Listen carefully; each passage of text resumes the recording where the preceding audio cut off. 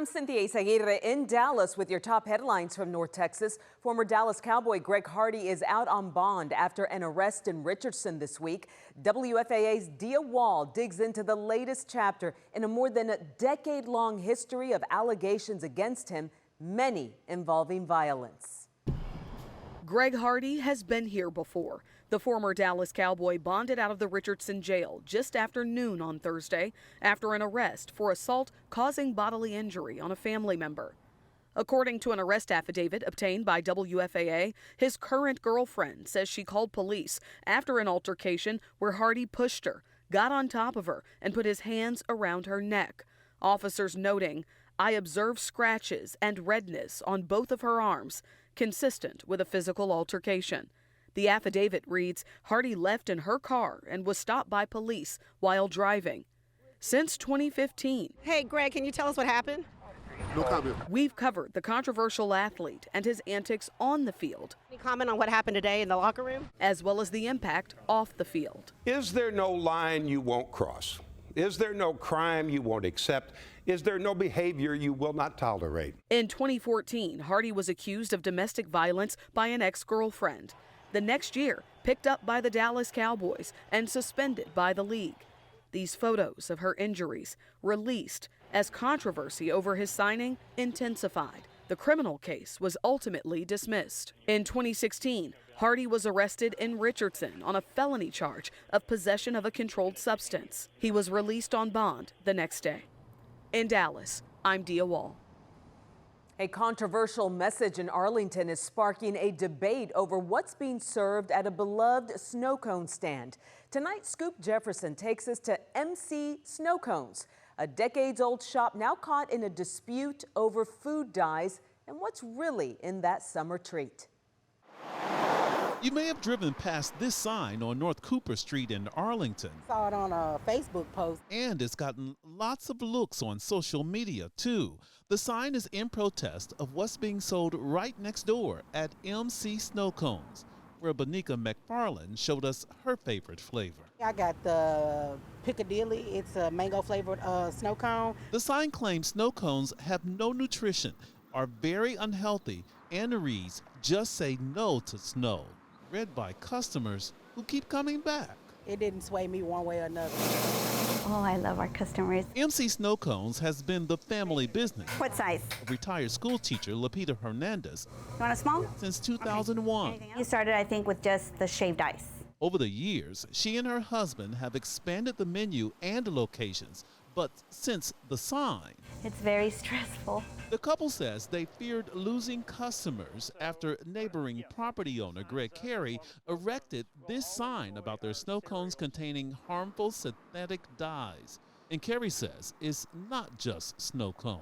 I put boxes of cereal, and there's drinks and all types of food that have these synthetic dyes. They will ask which ones are dye-free, and I tell them the choices. MC Snow Cones buys its ingredients from manufacturers.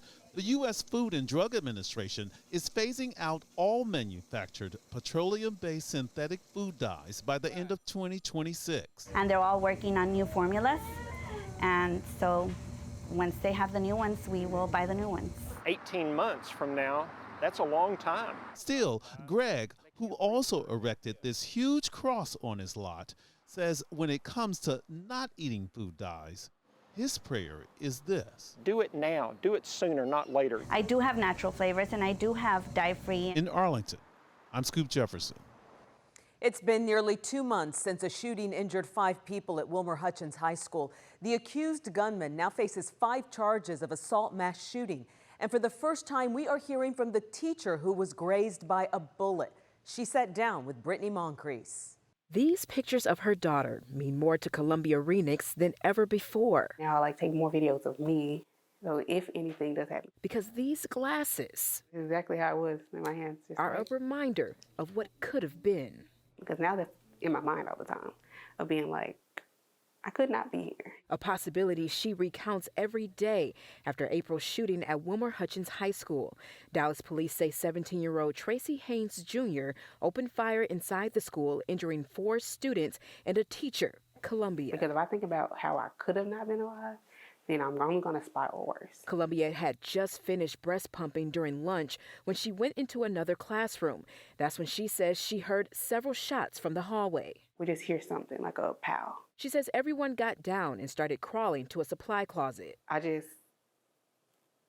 see like my glasses in my hands, and I'm like, I feel like a burning on my face. Realizing a bullet grazed her. I could have lost my eye. Like, I could have lost my eye. It could have went through my brain. A thought changing her mindset and lifestyle. Don't do anything, just like the PTSD from it. She goes to therapy and says she's been trying to get help from the district. Yeah, they haven't reached out to me at all.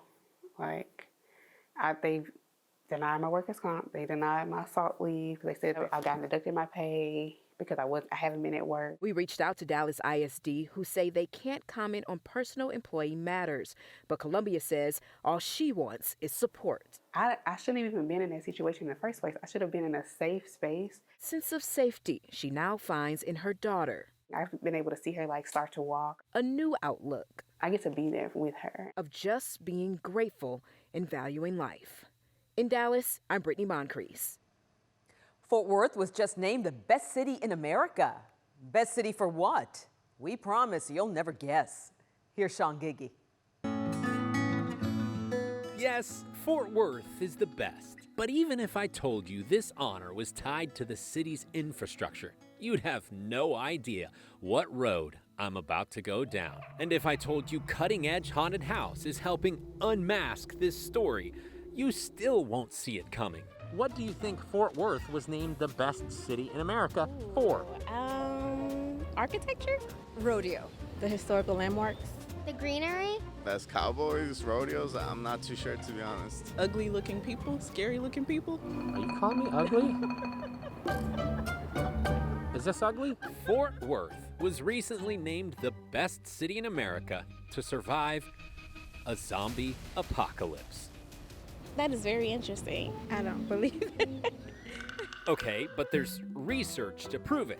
It was gathered by Excavator Parts Direct, an excavator parts supplier. Because Fort Worth isn't overcrowded, it's easy to get around, but it's even easier to get out. Compared to other big cities, Fort Worth's roads are in great shape and they're less congested. Throw in some nearby state parks and you've got all you need for a great escape. But Officer Buddy Calzada with Fort Worth PD says there are other ways to fight back. You know, we use our weapons for zombie elimination. Okay, but what if you don't have zombie elimination weapons? You're gonna know that we're under a zombie alert because of the green lights that we're utilizing. If it ever came to reality, Fort Worth Police Department's prepared. It's that simple.